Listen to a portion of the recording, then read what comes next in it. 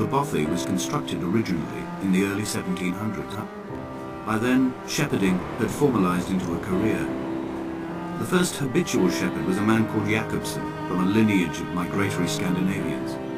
He was not considered a man of breeding by the mainlanders. He came here every summer whilst building the bothy, hoping eventually that becoming a man of property would secure him a wife and a lineage. Donnelly records that it did not work. He caught some disease from his malcontented goats and died 2 years after completing it. There was no one to carve white lines into the cliff for him either.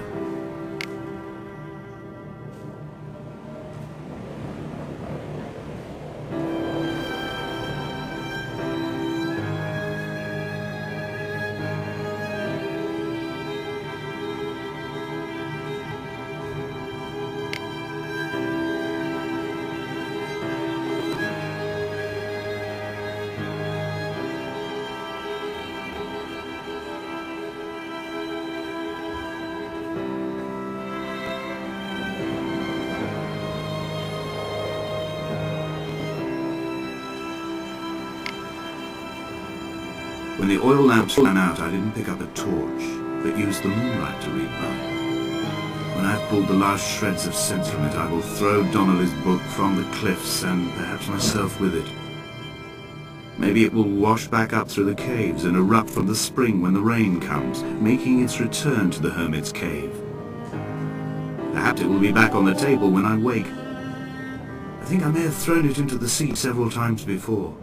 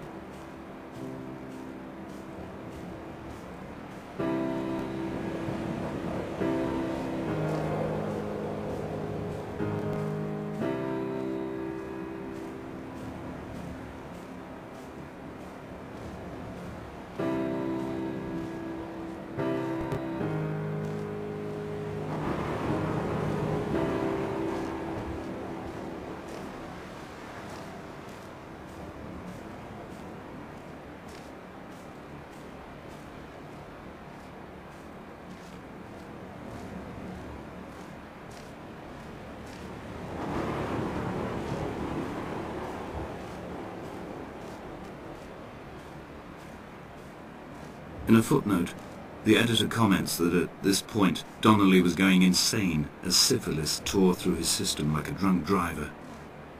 He's not to be trusted. Many of his claims are unsubstantiated, and although he does paint a colourful picture, much of what he says may have been derived directly from his fever. But I've been here, and I know, as Donnelly did, that this place is always half imagined. Even the rocks and caves will shimmer and blur with the right eyes.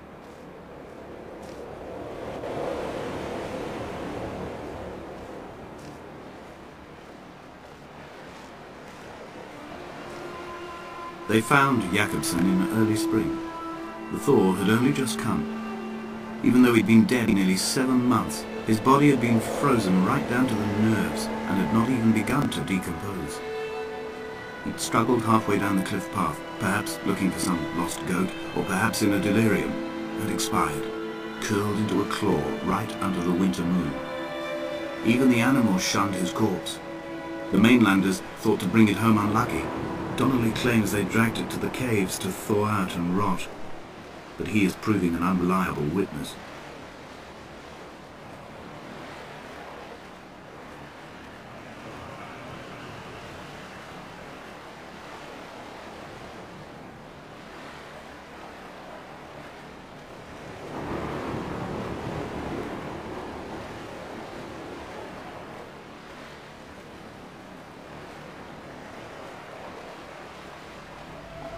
Climbing down to the caves, I slipped and fell and have injured my leg. I think the femur is broken.